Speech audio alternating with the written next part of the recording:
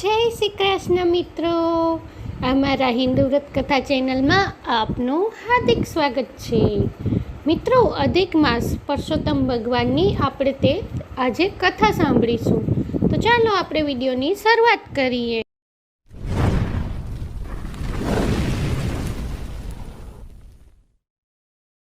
સુદ નોમ, અધ્યાય 9મો. દુર્વાસાનું આગમન. સંત પુરાણી બોલ્યા, હે મુનિ શ્રેષ્ઠો, નારદજીએ ભગવાન નારાયણને પૂછા કરી કે મેઘાવી ઋષિના સ્વર્ગવાસ પછી તપોવનમાં મેઘાવતીનું શું થયું? તેના પ્રત્યુત્તરમાં ભગવાન નારાયણે જણાવ્યું કે મેઘાવતી તપોવનમાં પોતાના પિતાને યાદ કરી અને શોક કર્યા કરતી હતી. એવામાં દેવેચ્છાએ દુર્વાસા મુનિ તેના આશ્રમે આવ્યા. આ દુર્વાસા અત્રિ ઋષિ અને સતી અનસૂયાના પુત્ર હતા ને તે શંકરના અંશ મનાતા. તેમના ક્રોધથી કોણ અજાણ હોય? તે કૃપા કરવામાં પણ પાછા પડતા ન હતા. નાનપણમાં કુંતા માતાએ તેમને પ્રસન્ન કરવાથી દેવોને આકર્ષણ કરનારી વિદ્યા તેમને આપી હતી.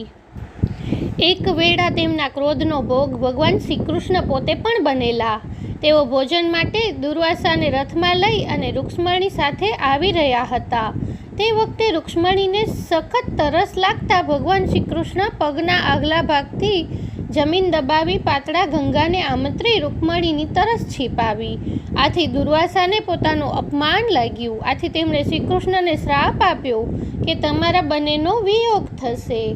આવા દુર્વાસા મુનિ મેઘાવતીને આશ્રમે પધારતા તેણે દંડવત પ્રણામ કરી યોગ્ય સન્માન આપ્યું અને પછી કહ્યું કે આપના દર્શનથી મારો જન્મ સફળ થયો છે અને મારો આશ્રમ પવિત્ર થયો છે.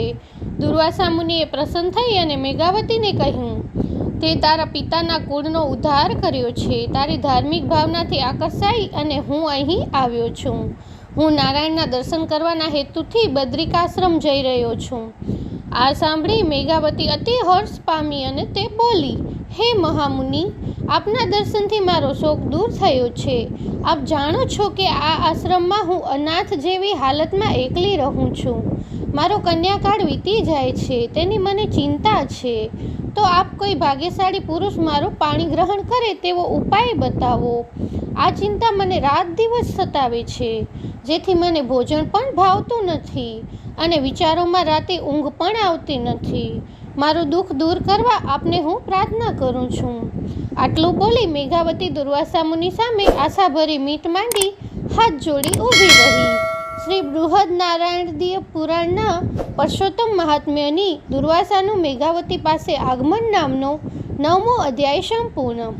હવે આપણે પરસોત્તમ માસની પાવન કથા વાંચીશું. ગુરુ શિષ્યની કથા.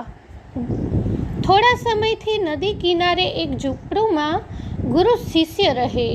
ગુરુ જ્ઞાની અને ધર્મ ધ્યાનમાં રચ્યા પચ્યા રહે અને તેમનો શિષ્ય ગામમાં જઈ ભિક્ષા માંગી લાવતો. આ ભિક્ષા વડે તેઓ પોતાનો જીવન નિર્વાહ કરતા હતા.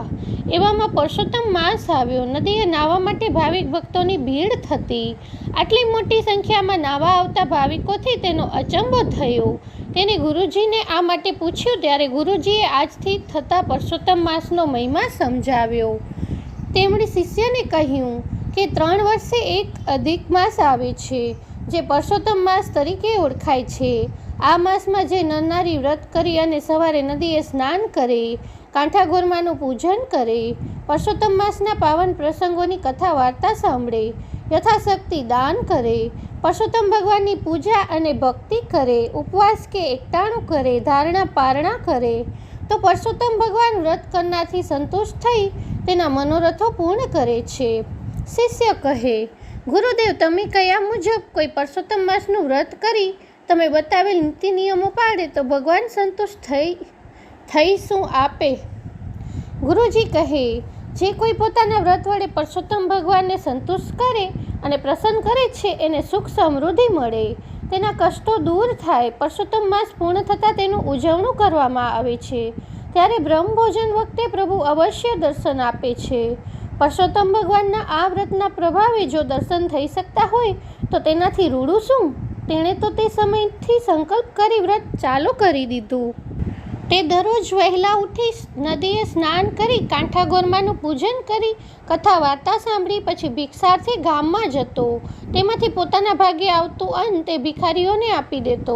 ફળહાર કે પાણી વડે તે ઉપવાસ ખેંચી કાઢતો. આમ કરતાં કરતાં પરસોત્તમ માસ પૂરો થયો. તેને ભગવાનના દર્શનની તાલાવેલી લાગી હતી. તેણે ઉજવણામાં 11 બ્રાહ્મણોને જમવા બોલાવ્યા. તેની પાસે થોડીક પૂંજી હતી. તેનાથી તે ગામમાંથી સીધું સામાન લઈ આવ્યા. રસોઈ તૈયાર થઈ ગઈ હતી. તેની ઝૂંપડીએ બ્રાહ્મણો આવવા શરૂ થયા હતા. તે ઝૂંપડી બહાર ભગવાન હમણાં આવશે અને મને દર્શન દેશે એ આશાએ તેઓ ઊભા હતા. આવનાર બ્રાહ્મણો ગુરુજી પાસે બેસી જ્ઞાન ગોષ્ઠી કરી રહ્યા હતા. આ સમયે એક ભિખારી ત્યાં આવ્યો. તેનું શરીર કૃશ હતું. મેલા ગેલા વસ્ત્રો પહેર્યા હતા. ચિત્રા જેવા વાળ હતા. તેના મોં ઉપર માખીઓ બળબડી રહી હતી. તેનો દેદાર એવો હતો કે તેને જોઈને કોઈને પણ સૂગ ચડે. તે ભિખારી શિષ્ય પાસે જઈને કહેવા લાગ્યો, હું 4 દિવસનો ભૂખ્યો છું. મને ચાલવાની પણ હોશ નથી. મને કાંઈક ખાવાનું આપો જેથી મારી ભૂખ સંતોષાય. શિષ્ય ભગવાનના દર્શનની ઉત્સુકતામાં એટલો બધો રસ હતો કે ભિખારીએ દર્શાવેલ બીના તરફ તેણે લક્ષ્ય આપ્યું નહીં.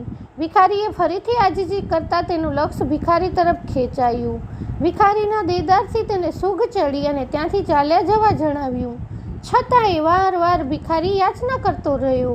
જેથી તેનાથી કંટાળી શિષ્યએ તેને લાકડીથી મારી દૂર તગેડી મૂક્યો.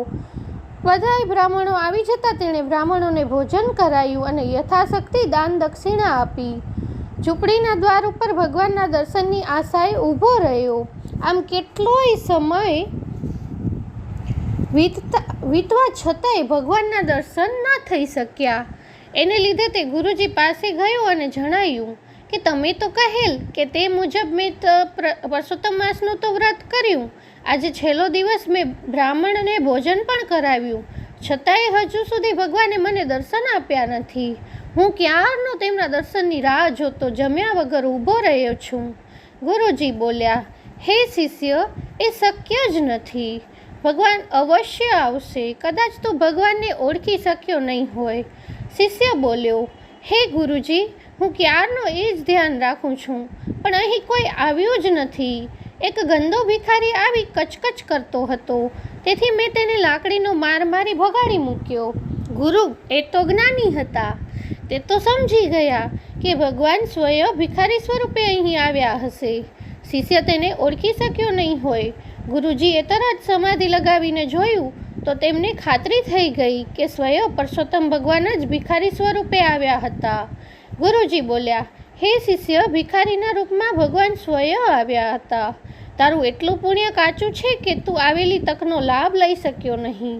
શિષ્ય બોલ્યો, હે ગુરુદેવ, હું મૂર્ખ નથી કે ભગવાનને મારું. મેં તો ભગવાનની પૂજા કરવા માટે બધી તૈયારી કરી રાખી છે, પણ ભગવાન જ આવ્યા નથી. શિષ્યને ઘડે આ વાત ન ઉતરી. ત્યારે શિષ્યને ખાતરી કરાવવા ગુરુજીએ દિનભાવે અને શ્રદ્ધાથી પ્રાર્થના કરી કે હે પરસોત્તમ ભગવાન, તમે ભિખારીના સ્વરૂપે આવી આ શિષ્યને ખરા સ્વરૂપના દર્શન કરાવ્યા વિના જતા રહો. તેનાથી તેની શ્રદ્ધા તૂટી જશે. તેના બધા અપરાધ ક્ષમા કરી તેને દર્શન આપો કૃપાનાથ. ગુરુજીની પ્રાર્થનાથી તરત પરસોત્તમ ભગવાન પ્રગટ થયા. તેમના તેજનો પાર ન હતો. અનુપમ રૂપ હતું.